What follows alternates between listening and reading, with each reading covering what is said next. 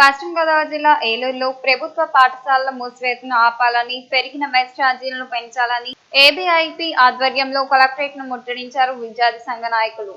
పోలీసులు వారిని అరెస్ట్ చేసి పోలీస్ స్టేషన్కు తరలించారు.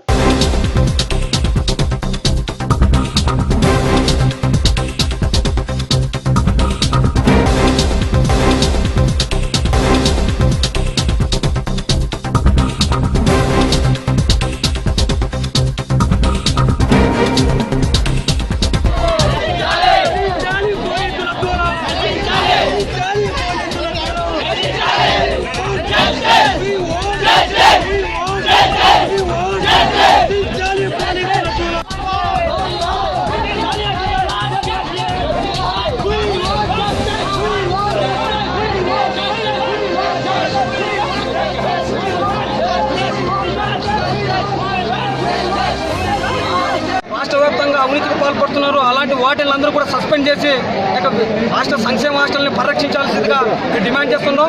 ఏదైతే ఎయిడెడ్ విద్యా సంస్థకు సంబంధించినటువంటి జీవో నంబర్ 35ను రద్దు చేసి ఖాళీగా ఉన్నటువంటి ఎయిడెడ్ విద్యా సంస్థలను లెక్చర్ పోస్టులు భర్తీ చేయాలని డిమాండ్ చేస్తున్నాం. స్కాలర్షిప్ ఫీజు రియంబర్స్మెంట్ బకాయిలు వెంటనే విడుదల చేయాలి. ఏదైనా ఖాళీగా ఉన్నటువంటి లెక్చర్ పోస్టులను వెంటనే భర్తీ చేయాలి.